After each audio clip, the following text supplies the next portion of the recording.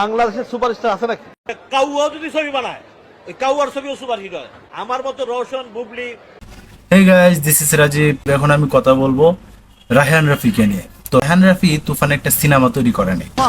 আমাদের এখন এমন অবস্থা, আমরা না পারছি ওকে গিলতে, না পারছি উগলাতে। তো আমার কাছে মনে হয় রায়হান রাফি সবচাইতে বড় যে অপরাধ সেই অপরাধটাই করছে। কেননা আপনারা সবাই চিন্তা করে দেখেন, এই তুফান রিলিজ দেওয়ার আগ থেকে শুরু করে এখন পর্যন্ত কি কি না জানি ঘটছে বলেন তো। তুফান নেই, তুফান চলতেছে, তুফান তো আমি দিদির কথা বলছি, ইন্টারনেট তুফান চলবে না, চলবে, এটাই সত্য কথা। সেন্সর বোর্ডে আটকানোর চেষ্টা করা হয়েছে, শু বন্ধ করার চেষ্টা করা হয়েছে। আর একজন প্রডিউসার আছে যিনি কিনা আবার পরিচালক, তো ওনার নাম মেনশন করতেও আমার ইগুতে লাগে। উনি বারবার বলতেছে যে তুফান সিনেমা এন কারেগা তেন কারেগা। বড় বড় স্টার নিয়ে ওই যে শাহরুখ খান, সালমান খান, এদেরকে নিয়ে। আরে ভাই আপনি কি করছেন?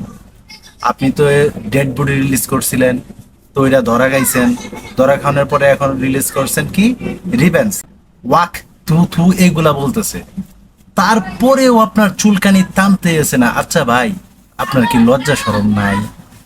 আপনার যদি লজ্জা শরম যদি থাকতো, বারবার ফেল করার পরেও আপনি এত বড় বড় কথা বলেন, আমার মনে হয় না যে আপনার লজ্জা শরম আছে। হ্যাঁ, রায়হান রাফি আমার মতো কালো দেখতে, ছেলেটা কালো কিন্তু কাজ তো ভালো করে। তো আপনি ওর সিনেমার সাথে পারতেছেন না দেখাই ওনারে আপনি ব্যক্তিগত আক্রমণ করবেন, ওনারে কাক বলবেন, কালো কাক বলবেন।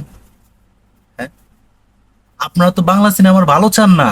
আপনারা বাংলা সিনেমার ভালো চান না। আপনারা চান কিভাবে সিনেমাটা ধ্বংস করা যায়।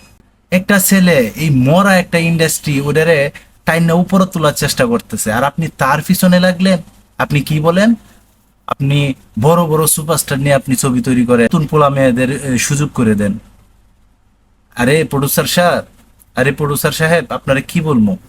রায়হান রাফির প্রথম যে সিনেমা পুরামন 2, ওইটার মাঝে কেরা নায়ক ছিল? শরীফুল রাজের কি আনে নাই? দামাল সিনেমা তৈরি করছে না? তো উনি পরীক্ষা নিরীক্ষা দিয়ে পাশ করছে।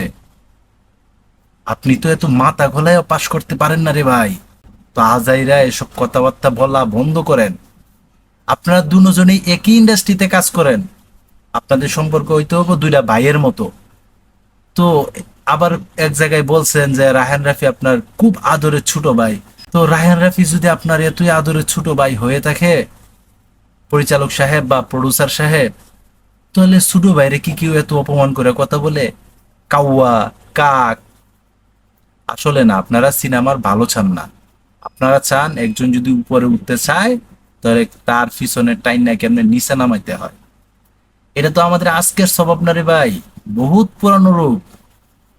এই পুরানো রূপ এত সহজে ছাড়া না, এত সহজে ছাড়বে না।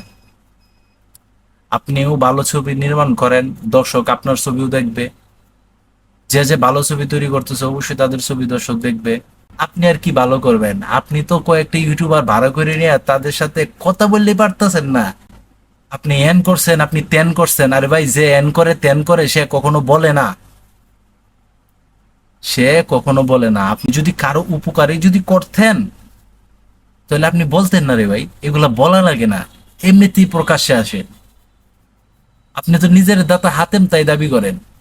এগুলা বাদ দেন, সবাই মিলেমিশে একসাথে কাজ করবেন।